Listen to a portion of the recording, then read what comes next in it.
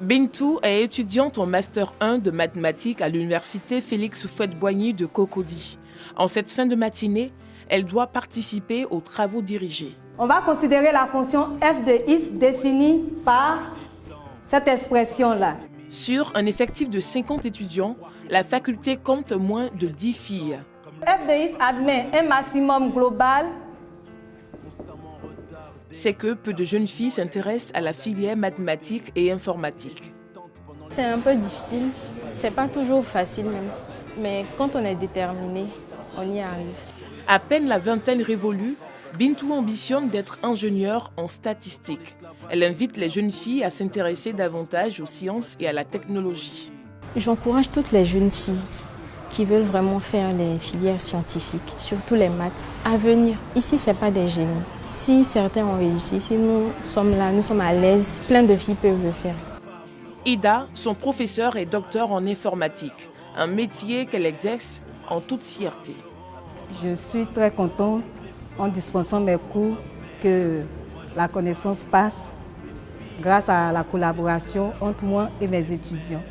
Pour encourager les filles à s'intéresser à ces filières dominées par les hommes, des associations ont vu le jour. Marina est la présidente de l'Association des jeunes femmes et mathématiques de Côte d'Ivoire, une association créée en 2013 par Joséphine Guidi Ouandja, première femme africaine agrégée en mathématiques. Sa mission, inciter les filles à s'investir dans les sciences. C'est vrai que le chiffre en termes de statistiques n'est pas assez élevé, mais il y a des hommes qui ont réussi et qui sont pour nous des modèles.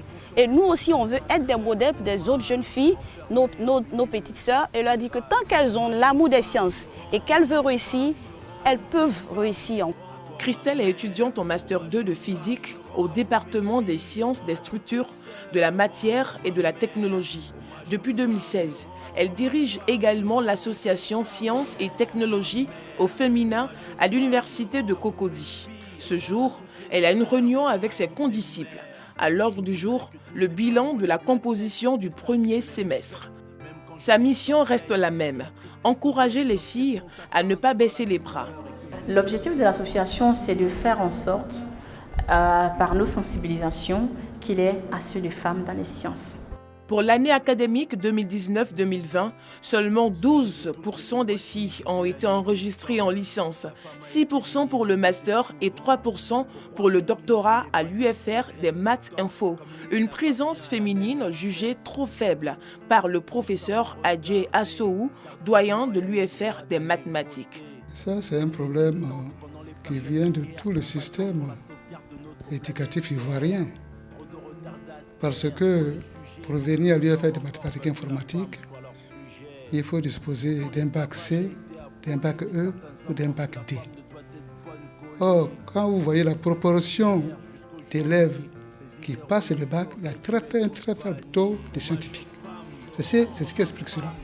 Selon le rapport 2015 de la BAD, Banque africaine de développement, 16% des femmes sont dans la recherche en Côte d'Ivoire. Pourquoi en Côte d'Ivoire les femmes s'intéressent peu à la recherche? Quelles sont les initiatives prises en vue de les encourager? Au pôle scientifique et d'innovation de l'université Félix Houphouët-Boigny de Cocody, le docteur Assa Rebecca, biochimiste, chargé du genre et des relations extérieures au service recherche, nous donne des explications. À travers la collecte des données que nous faisons, nous rendons visibles les activités des femmes. Nous contribuons également à rendre visibles des acquis scientifiques. La faible proportion des femmes dans les professions scientifiques et technologiques reste une préoccupation majeure pour le gouvernement et les organisations de défense des femmes. En l'an 2000, professeur Saliou Touré, mathématicien, président de la Société mathématique de Côte d'Ivoire, a initié le concours Miss Mathématiques, un concours pour valoriser les femmes des sciences. Nous avions donc créé ce concours pour d'abord créer une saine émulation entre les établissements secondaires de notre pays. Ensuite, pour encourager les jeunes filles à entreprendre des études scientifiques d'une manière générale et des études de mathématiques par voie de conséquence. Aujourd'hui, Saliou Touré s'en félicite. Nous avons pu recruter parmi les jeunes filles beaucoup de talents, beaucoup d'élèves brillantes qui ont pu entrer dans les plus grandes écoles scientifiques en France et aux États-Unis. Vanessa, Mouna et Ella ont été des Miss mathématiques des années 2000. Aujourd'hui, en France, aux États-Unis et au Canada, elles font la fierté de la Côte d'Ivoire. Nous les avons joints par téléphone. Elles encouragent les jeunes filles à briser la glace.